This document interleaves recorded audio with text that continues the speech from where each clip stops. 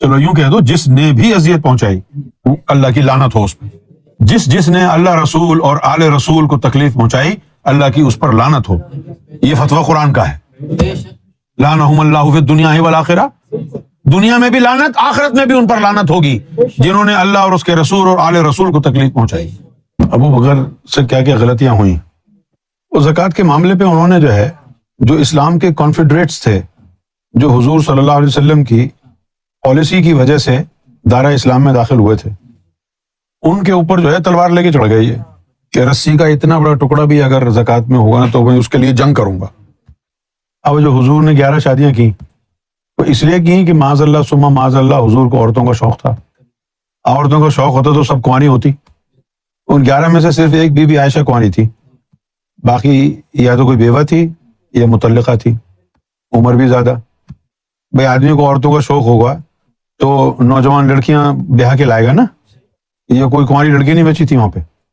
تو پھر مطلقہ اور بیواؤں سے شادی کیوں کی؟ اس لیے کی کہ اس قبیلے کی بیوہ لے آتا ہوں. اس وقت یہ سمجھا جاتا تھا کہ عزت دی ہے اس نے ہمیں، کہ نہیں ہم نے اس قبیلے میں شادی کی. اب حضور صلی اللہ علیہ وسلم نے اس واسطے کہ اسلام کی جڑیں مضبوط ہوں، اور جو یہ حضور صلی اللہ علیہ وسلم کے پولیٹیکل ٹیکٹکس تھے کہ ادھر ادھر قبیلوں میں جو میرے دشمن گھسے ہوئے ہیں ان میں سے میں اپنے کانفیڈریٹ نکالوں، اپنے حامی بناؤں. لہٰذا نبی پاک صلی اللہ علیہ وسلم نے مختلف قبائل میں ایک ایک شادی کر کے ان کو اپنے ساتھ ملا لیا. اس لیے اسلام کی قوت بڑھ گئی. پھر کیا ہوا؟ انہوں نے جب سختی کی تو وہ تو ایک سوشل ایک کانٹریکٹ کی طرح تھا نا کہ بھائی حضور نے ہم کو عزت دی ہے تو انہوں نے حضور کو عزت دی. اب حضور کے جانے کے بعد ان کا تعلق ہی ختم ہو گیا. اب یہ ان کے اوپر زبردستی کر رہے ہیں، تلوار چلا رہے ہیں، جنگ کی ان سے. لہٰذا انہوں نے، وہ تو تعلیمات کی بنیاد پر آئے نہیں تھے اسلام میں، وہ تو حضور کے حسن خلق کو دیکھ کر ساتھ لگ گئے. جب انہوں نے دیکھا لے یہ اسلام کے زکوٰۃ کے لیے ٹیکس کے لیے مار رہے ہیں، اب تم دیکھو کون سی حکومت ہے جو ٹیکس کے لیے تمہیں مار دے گی. ہے کوئی دنیا میں ایسی گورنمنٹ جو کہے if you don't pay tax will kill you? لیکن ابو بکر صدیق نے یہ کیا نا بھائی. یہ کون سی پولیٹیکل اسٹریٹجی تھی؟ وہ کہ یہ رسی کا ایک چھوٹا سا ٹکڑا بھی بچا نا اس کے لیے بھی میں جنگ کروں گا. کر لی جنگ انہوں نے. کئی ہزار آدمی مسلمان مرتد ہو گئے، دین کو چھوڑ کے چلے گئے. ان کی گمراہی کا توق کس کے گلے میں جائے گا؟ مرتد ہو گئے نا بے شمار لوگ. وہ کھڑے تو وہاں پر 1.25 لاکھ صحابہ تھے فتح مکہ کے موقع پر. اتنے تھے؟ ہاں، لیکن ان میں صرف 11-12 ہی تھے، باقی سب ایسے تھے اہلے میلے.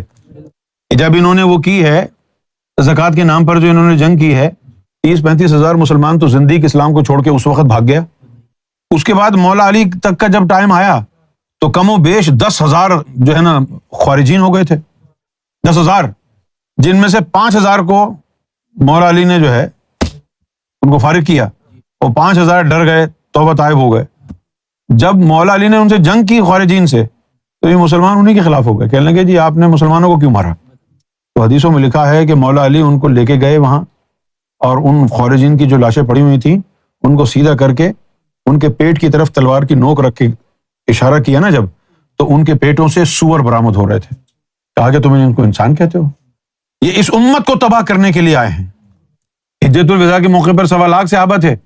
پھر جب حضرت عثمان غنی کی شہادت ہوئی ہے اس کے بعد پھر کیا ہوا؟ 2 گروہ بن گئے، ایک مولا علی کے ساتھ اور ایک امیر معاویہ کے ساتھ.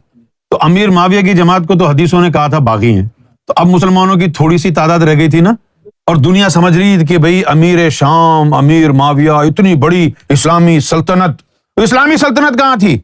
وہ تو سارے مرتد تھے، مولا علی کے خلاف تھے، محمد رسول اللہ کی نظر میں باغی تھے. کہاں گئے 1.25 لاکھ صحابی؟ یہاں تک کہ کربلا کا واقعہ آ گیا تو 72 نفوس رہ گئے. جب امیر معاویہ اور مولا علی کی جنگ ہوئی تو بڑی تعداد امیر معاویہ کے ساتھ تھی. حدیث نے جن کو باغی کہا ہے، چند لوگ مولا علی کے ساتھ تھے، وہی مسلمان، وہی صحابہ، وہی مومن تھے. باقی سب یا تو مرتد تھے یا منافق تھے، چند مٹھی بھر. اور جب کربلا کا واقعہ ہوا ہے کون سا صحابی آیا امام حسین کی مدد کے لیے؟ آیا کوئی؟ یزید کی فوج میں سینکڑوں ایسے تھے جو صحابہ کرام کی اولاد میں سے تھے جنہوں نے آل رسول کو کاٹ کے رکھ دیا. سینکڑوں ایسے تھے. اب کیا کہیں ہم. عثمان غنی جو تھے، کتابیں تاریخی بھری ہوئی ہیں، ان کے اوپر بھی نیپوٹزم کا الزام تھا، ان کے اوپر بھی اقربا پروری کا الزام تھا. اور اقربا پروری جو تھی در حقیقت وہ اقربا پروری تھی ہی نہیں. وہ سیدھے سادے تھے، انہوں نے اپنے رشتہ داروں کو بھرا نہیں، اقربا پروری دکھ رہی تھی دور سے، دراصل وہ بلیک میل ہو رہے تھے۔ غلطی ان کی یہ تھی، اب وہ غلطی بھی معصوم غلطی تھی کہ انہوں نے امیر معاویہ کی بہن سے شادی کر لی۔ تو اب امیر معاویہ کی بہن سے شادی کی، جب عثمان غنی خلیفہ بنے تو وہ امیر المومنین بن گئی امیر معاویہ کی بہن عثمان غنی کے گھر میں۔ اب وہ عثمان غنی کی جو بیوی بن گئی امیر معاویہ کی بہن، وہ عثمان غنی کو پٹیاں پڑھا کے اپنے کام نکلواتی تھی اپنے بھائی کے لیے۔ اگر عثمان غنی اقربا پروری میں ملوث ہوتے تو اپنے خاندان کو کچھ کرتے، اور ان کو کرنے کی ضرورت کیا تھی، وہ تو پہلے ہی بہت امیر آدمی تھے، وہ تو امیر آدمی تھے نا۔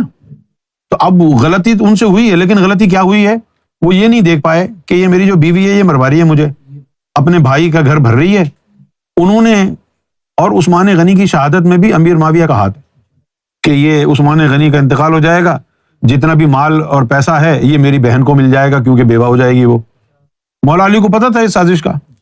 مولا علی نے امام حسن اور امام حسین دونوں اپنے نوجوان بچوں کو گھر کی چھت کے اوپر کھڑا کر رکھا تھا عثمان غنی کی، کہ ان کے اوپر حملہ نہ ہو۔ اگر مولا علی عثمان غنی کو غلط سمجھتے تو اپنے بچوں کو پہرا دینے کے لیے کھڑا کرتے؟ سوچو یار، دماغ استعمال کرو نا۔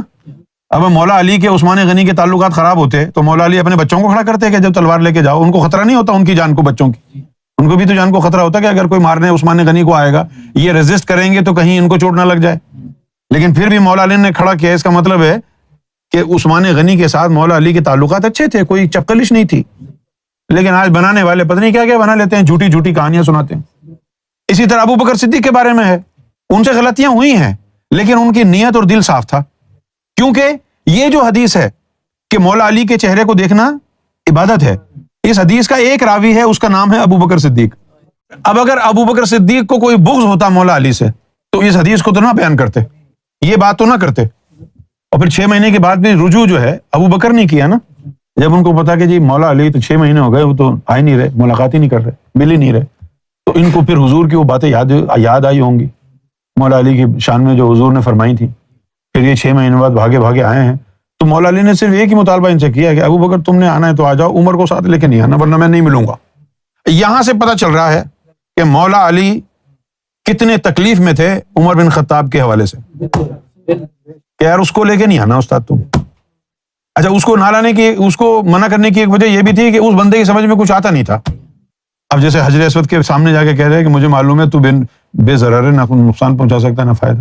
مولا علی پیچھے کھڑے ہوئے تھے، فوراً کہا عمر تو غلط کہتا۔ یہ الفاظ حدیث میں لکھے ہوئے میرے نہیں ہیں کہ مولا علی نے ٹوک کے کہا کہ عمر تو غلط کہہ رہا ہے، میں نے خود رسول اللہ سے سنا ہے، یہ نقصان بھی پہنچا سکتا ہے فائدہ بھی پہنچا سکتا ہے، کیونکہ اس کے اندر 2 آنکھیں، 1 ناک، 2 کان موجود ہے، 1 زبان موجود ہے، اور یہ پیار و محبت سے، عقیدت سے جس نے اس کا بوسہ لیا یوم محشر میں اس کی گواہی دے گا اور اس کی شفاعت کرے گا۔